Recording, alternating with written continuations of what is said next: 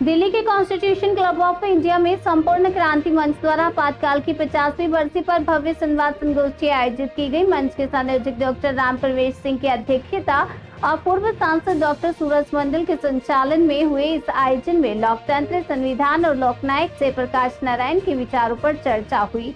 संगोष्ठी में पूर्व केंद्रीय मंत्री डॉक्टर सत्यनारायण जाटिया, विजय गोयल, डॉक्टर धर्मवीर शर्मा जैसे नेताओं ने 1975 के आपातकाल को लोकतंत्र का काला अध्याय बताया। उन्होंने कहा कि यह दिन सत्ता के दुरुपयोग से मिली सीख की याद दिलाता है। सैकड़ों लोकतंत्र समर्थकों और जेपी सेनानियों ने संविधान और लोकतंत्र की रक्षा का संकल्प लिया। इस मौके पर लोकनायक अमर रहे और संविधान जिंदाबाद के नारों से सभागार गूंज उठा।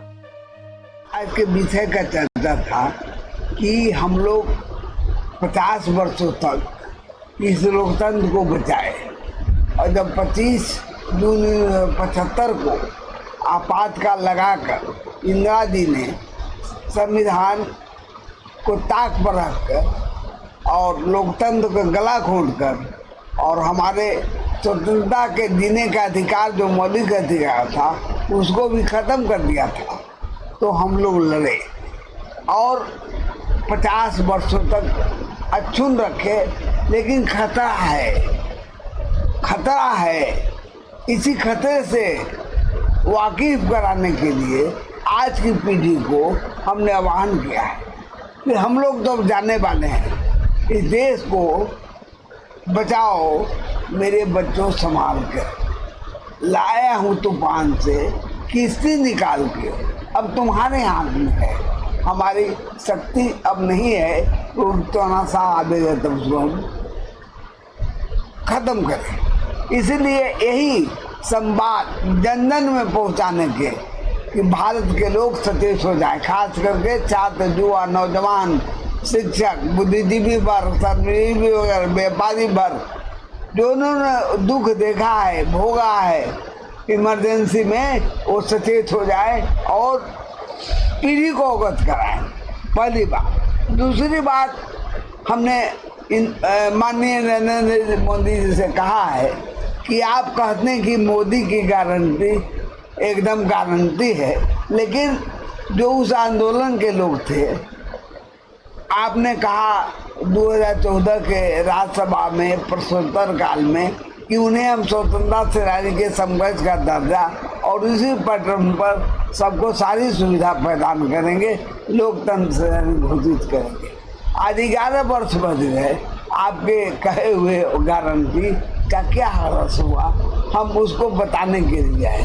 तीसरी बात हमारी थी कि आज जो मध्य प्रदेश सरकार जो लागू हुए हैं मॉडल, वो मॉडल पूरे देश में लागू हो, लेकिन सिर्फ मीसादी एयर के लिए नहीं मिले, बल्कि विभिन्न धाराओं में, और यहाँ तक कि जो भूमिगत रहे हैं मोदी जी के जैसा, उन्हें भी ये सुविधा प्रदान किया जाए और लोकतंत्र सेनानी घोषित कर उस मॉडल को लागू किया।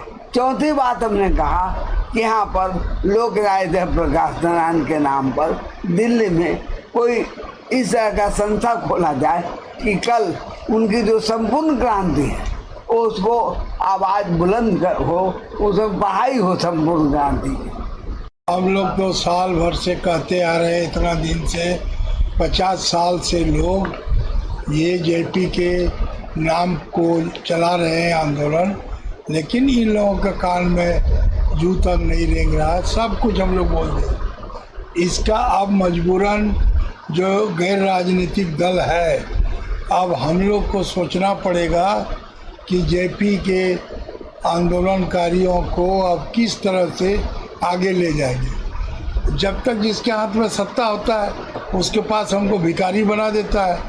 इसलिए अब हम लोग मजबूर हो रहे हैं कि जेपी के सेनानियों को लेकर के राजनीतिक दल का गठन करेंगे और हम लोग सत्ता के भागीदार बनेंगे, और तब जा कर के हम लोग की मांग पूरी होगी। जिस तरह से आज सरकार में एक एमपी है तो एक मंत्री है, उनकी बात को सुनी जाती है। जेपी के लोग बीजेपी को, एंटी कांग्रेस को वोट देता रहा है, इसलिए उनको सोचता घर का मुर्गी दाल बराबर। और जो है ना, एक बात जानते हैं, आप किसी हटिया बैल गाय बकरी वाला गए होंगे, उसके पीठ में देखिए जब बिक्री हो गया तो कैंची लगा देता है, तो कैंची लगाने का माने वो बिक गया। तो आज की सरकार हम लोगों को समझ लिया है कि हम लोग उसके बिके हुए हैं वोटर हैं, इसलिए घर का बंदर जाइए घर का मुर्गी दाल बराबर नहीं, घर का मुर्गी दाल बराबर, घर का बंदर जाइए किधर। तो इसीलिए अब हम लोग को मजबूरी में पॉलिटिकल पार्टी बनाने पर सोचना पड़ेगा। इस पर हम लोग अब मंथन करेंगे और अध्यक्ष जी बोले कल हम लोग 11 आदमी का कमेटी बनाएंगे। क्या पॉलिटिकल